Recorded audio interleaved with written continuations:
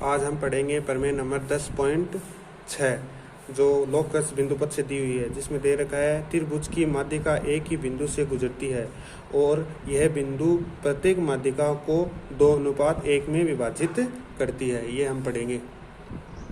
10.6 के अंदर हमें दे रखा है, सबसे पहले एक त्रिभुज दे रखा है।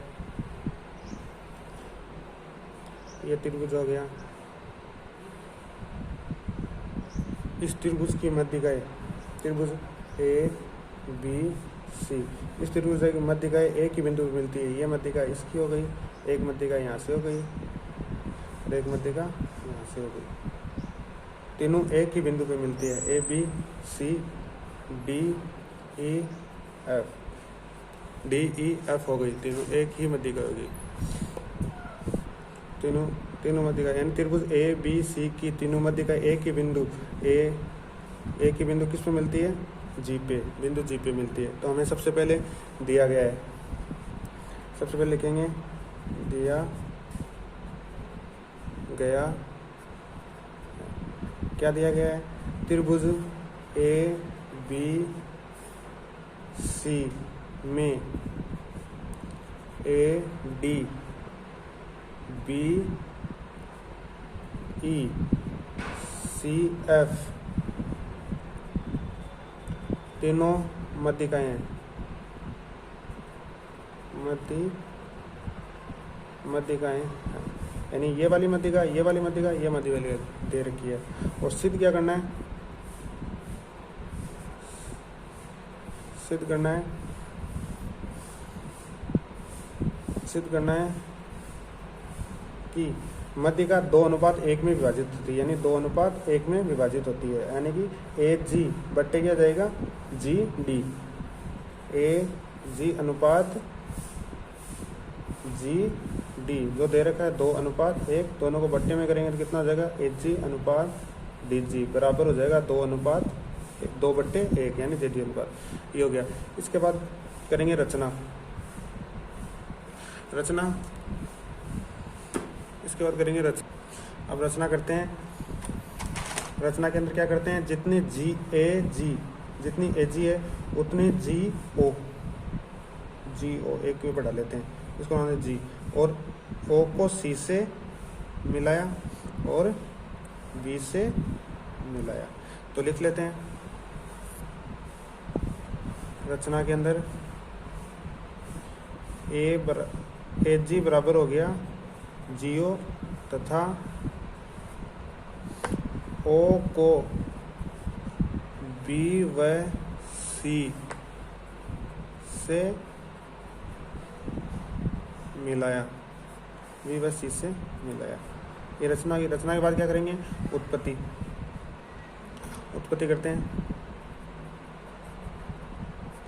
उत्पत्ति के अंदर क्या करेंगे?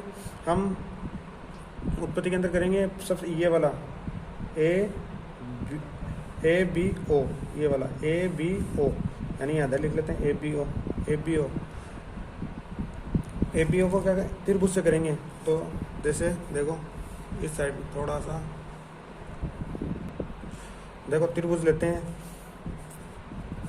त्रिभुज ए बी ओ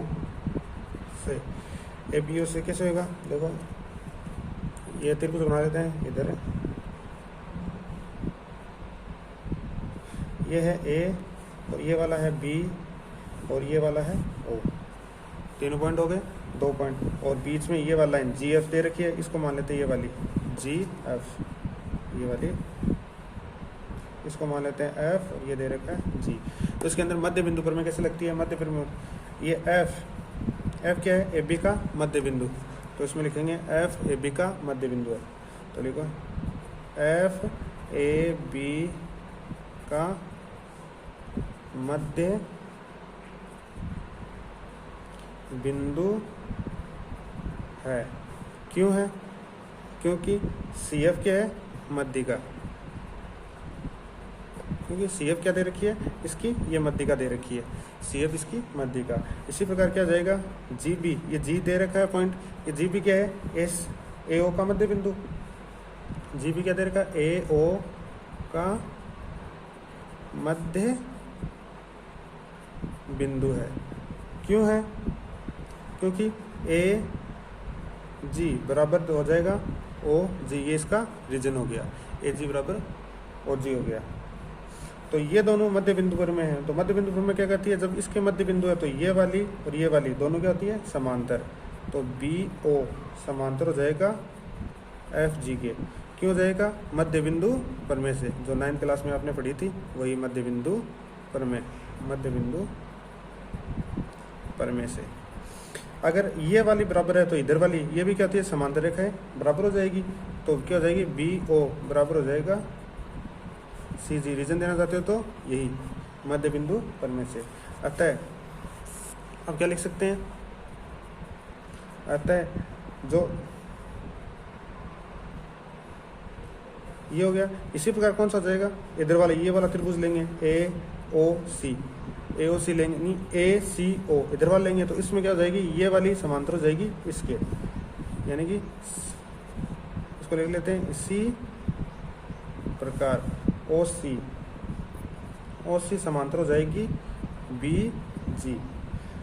अब लिखते हैं, अतः बी ओ सी जी एक समांतर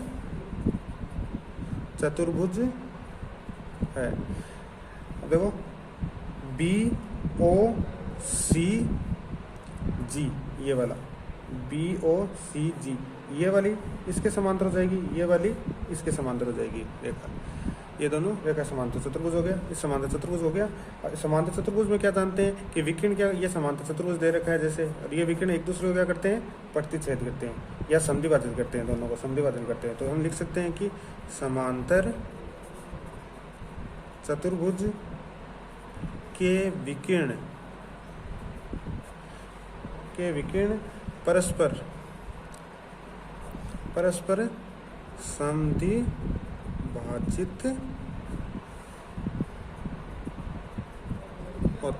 संधिभाजित होते हैं, परस्पर संधिभाजित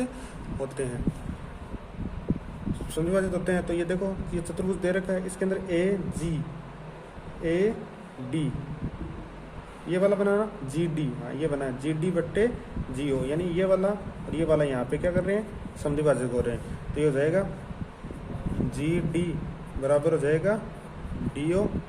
इसको दे दो समीकरण नंबर 1।